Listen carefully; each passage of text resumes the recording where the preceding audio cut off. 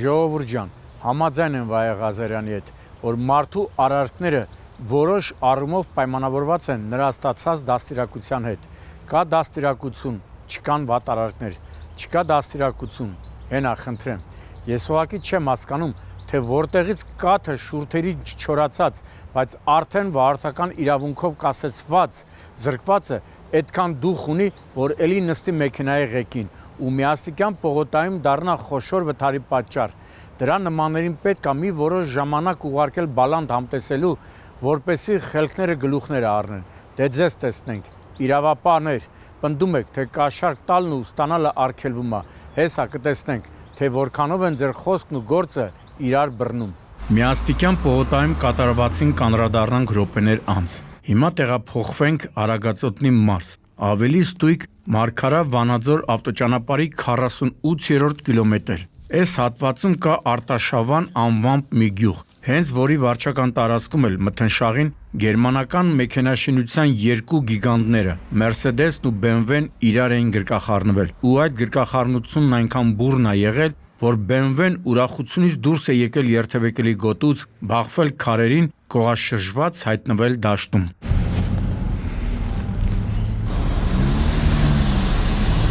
Վեցը վիրավոր, հայր ու որդի են վիրավորներից։ Բա ժողովուրդ ջան, հայր ու որդի եւս տուժել են այս ուժգին բախման հետևանքով։ Մեքենաների վնասվածքները շատ ուսումնասիրել պետք չի։ Պարզ երևում է, որ լուրջ արագություն են ունեցել։ Առանց մեծ արագության նման պատկեր հնարավոր չէր արձանագրել, չեմ պնդի, բայց կատարվածի ամենահավանական վարկածներից մեկն էլ մեքենաներից մեկի վարորդի կողմից հանդիպակաց դուրս գալն է։ Մի խախտում, որը համատարած բնույթ է ստացել, թեև 1457 անգամ ասել ենք, որ շտապելու դեպքում տեղ մի քանի րոպե շուտ կհասնեք, բայց ահա նման դժբախտության դեպքում կարող եք ընդհանրապես տեղ չհասնել։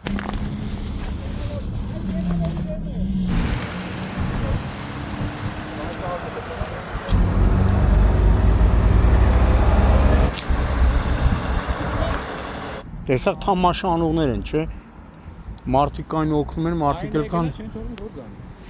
Փաստորեն 6 հոգի նշանակետին հասնելու փոխարեն հայտնվել են աշտարակի հիվանդանոցում, որտեղից էլ նրանցից երկուսին տեղափոխել են Երևանի մասնագիտացված հիվանդանոցներից մեկը։ Իսկ դա նշանակում է, որ վիճակները հեչ լավ չի եղել, թեև ուրիշ բան դժվար էր ակնկալել։ Պարոնայք վարորդներ, 1458-րդ անգամ ենք ասում, որ հատկապես ոչ լայն ճանապարհներին դուրս մի եկեք վազանցի կամ նման այլ մանևրի, դա վտանգավոր է կյանքի համար։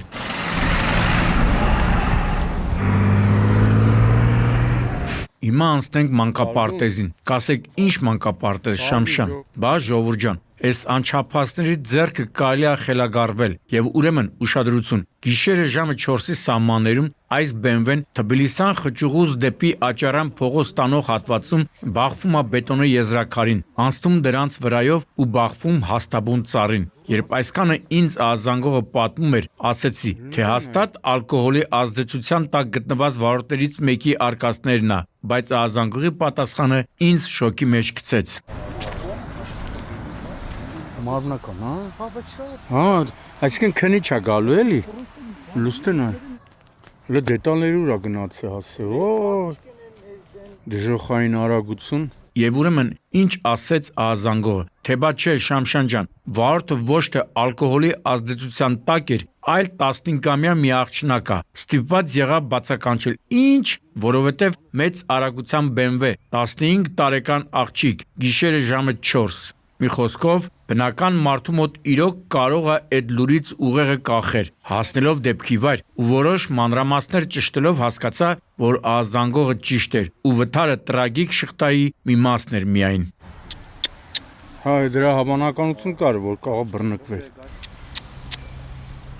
Կամոց քիշեք գնացեք, հասեք ձեր ընտանիքներին։ Լավը կողքը ուղևոր չի եղել։ Ամբողջությամբ մետաղե ջարդոնի վերածված մեքենայի անչափահաս աղջիկ վարորդը, որին մինչև հասնելս տեղափոխել են Երևանի հիվանդանոցներից մեկը, իրեն օգնություն ցուցաբերողներին պատմել է, որ միտումնավոր է գնացել այդ քայլին, քանի որ ընկերը մերժել է իրեն։ Ինքը մտածված այս եղանակով փորձել է վերջ տալ կյանքին։ Այստեղ են ասում. լրիվ, սիաման թող չեզարե, սոս վարդի թեր, Անուշ, Սարո, Ռոմեո, Ջուլետա։ Իսկ ես կասեմ, աշխարհ կանգնի, իշխնող կա, Ազիզ ջան, Բալիկ ջան, նախ առողջություն ենք մաղթում, բայց սա միակ դրական բանն է, որ կարող ենք ասել։ Դու ընդհանրապես ծնողներ ունես, նրանք տեղյակ են, որ գիշերը 4-ի սահմաններում կարող ես մեքենայով ոյաժներ անել, տարիքդ ներում է, որ ընկեր ունես, հետն էլ քեզ մերժում է։ Այ մարդ, էս ինչ է այս երկրում կատարվում, չեմ էլ հասկանում։ Այս քարն էլ է բախվել, տես։ Սուրայքի հասա միջև լստենայ։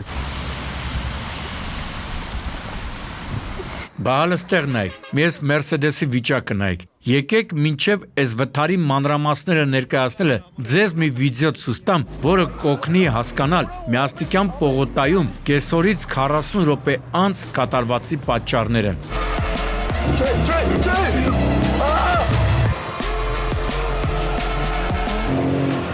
Ապա չելի հորը սարդ կամազա, ապա աղբոտ ես, գայ, ապա ճասատ հորը սարդ, բուրու, ապա կամա ծոպել է, Եվ ուրեմն երկու խելապակասներ դժոխային արագությունը բացած երթևեկում են այս նույն Մերսեդեսով ու ոչ միայն մեքենան աննույնը, այլև վարորդը։ Մետաղե ջարդոնի վերածված Մերսեդեսից երևում է ավտոմեքենա վարելու իրավունքից ժամանակավոր կասեցված վարորդը 19-ամյա Վարդանը մոտավոր նույն արագությունն է բացած եղել, ինչ ներկայացված կլիպում։ Ուղղակի այս անգամ չի հասցրել մանևրել ու կենթանաբանական այգու մոտ դարձել է շղթայական վթարի պատճառ։ Էսի բայց ո՞նց է թռե։ Լրի բաջապ սանդալ։ Բարեկների խոսքը թարգմանաբար հնչում է այսպես. երբ Մերսեդեսը բախվել է Յագուարին, վերջինը անցել է բաժանարար գոտում տեղադրված բետոնե պատնեշի վրայով, կոտրել այն եւ հայտնվել հանդիպակաց երթևեկելի գոտում բենզալցակայանի պատի շինության մոտ, հետիոտնի համար նախատեսված մայթին։ Եվ ինչպես տեսնում ենք, Մերսեդեսը հասցրել է նաև մտնել երթուղային ավտոբուսի տակ։ Հիմա հարգելի պարեկներ եւ առասարակ իրավապահներ այն ընդդիմությունից մի բան գրում են կամ սոցցանցերում ռոլիկ հրապարակում միանգամից գնում եք հետևներից, բայց կապը կտրած ջահելները, որ նման ռոլիկներ են գցում, ինչու են մնում ազատության մեջ, որ մի հատ էլ սենց վթարների պատճառ են դառնում ու այլոց կյանքի հետ խաղում։ Համոզված եմ, որ հիմա գլուխներդ կախեցիք, այդ կերպ ընդունելով, որ ամբողջությամբ իրավացի եմ։ Եվ հիշեք, որ Վարդանի նմանների տեղը բերդում է, մինչև մի որոշ ժամանակ չնստեն ու խելքները գլուխները չառնեն, մշտապես հանրության համար վտանգ են ներկայացնելու, ինչպես ժամանակին Ճևճև Արոյի անուղելի զավակներն էին։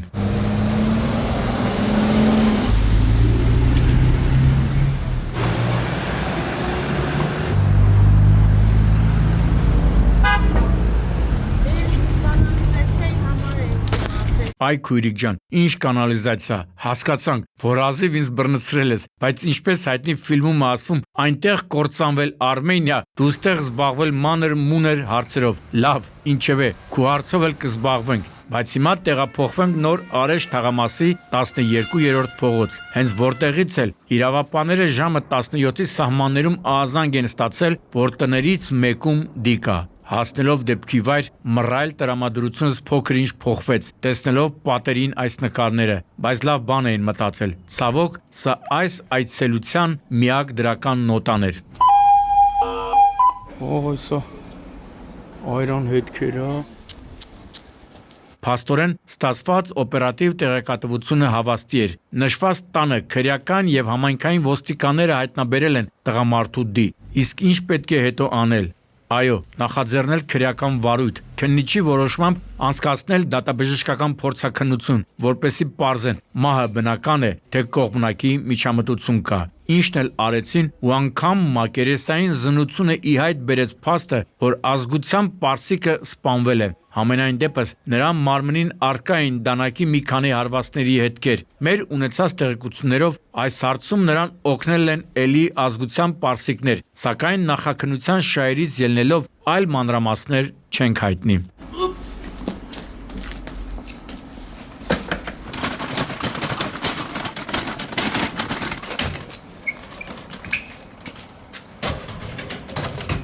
Հիմա մայրաքաղաքի Աճարյան փողոցում հարսնակար ռեստորանային համալիրի հարևանությամբ տեղի ունեցած ողբերգական ավտովթարի մասին։ Նույնիսկ մեքենաների դիրքն է հուշում, որ գործ ունենք ճակատային հերթական բախման հետ։ Իսկ դա նշանակում է, որ վարորդներից մեկը դուրս է եկել հանդիպակաց երթևեկելի գոտի եւ նախնական վարկածով դա Toyota-ի վարորդն է։ Բայց կրկնում եմ, սա նախնական վարկած է։ Մինչև վերջնական չպարզվի, թե այս վթարի հետ ինչ առնչություն ունի ամենագնաց այս BMW-ն, վերջնական ոչինչ չեն կարող ասել։ Toyota-ի վաղ։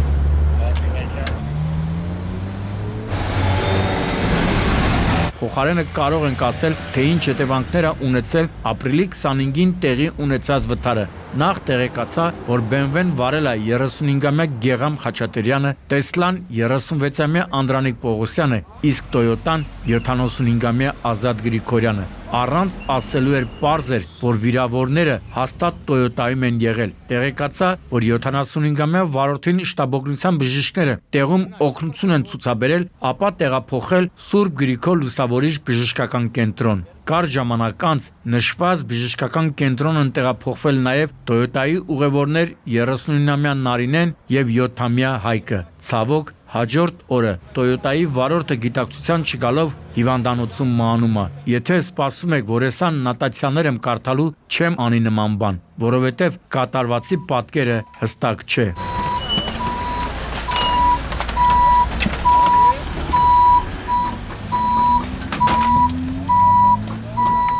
Ոչ մեկի համար գաղտնիք չէ, որ Հրազդանի կիրճը իր յուրահատկությունից ելնելով բավականին վտանգավոր է։ Նկատի ունեմ հանգամանքը, որ ինչպես ասում են, անմարդաբնակ հատվածներ շատ կան։ Իստեղ սպասի, ինչ կուզես։ Եվ ուրեմն ժամը 19:15-ի սահմաններում օպերատիվ տեղեկություն է ստացվել ոստիկանության Մաշտոցի բաժնում, որ ժողովրդին հայտնի Բիձու գյուղից դեպի Հրազդան մարզադաշտ տանող ճանապարհին ցախակողմյան հատվածով հոսող Հրազդան գետում դիկա։ Փրկարարները իրականացնում են աշխատանքները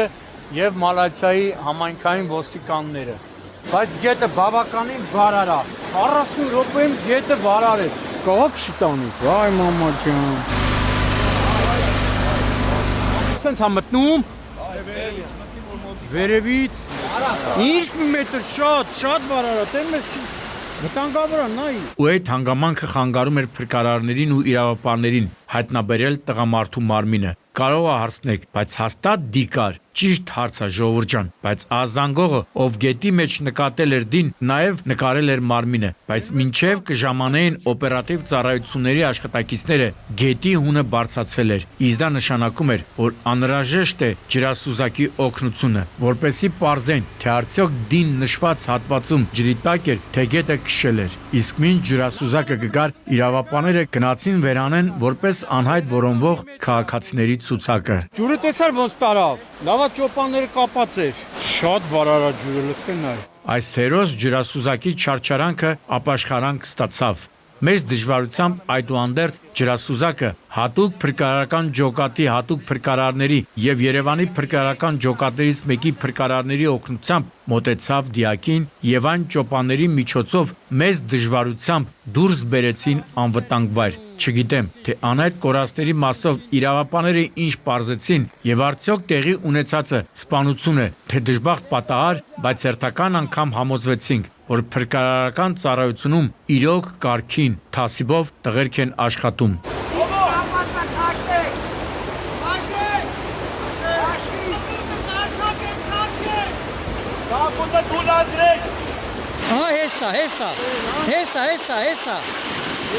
Հեսա երևում է նայ։ Ջուրը վերով անցնում է։ Գագիկ Շամշյան, Սուրանկյուն։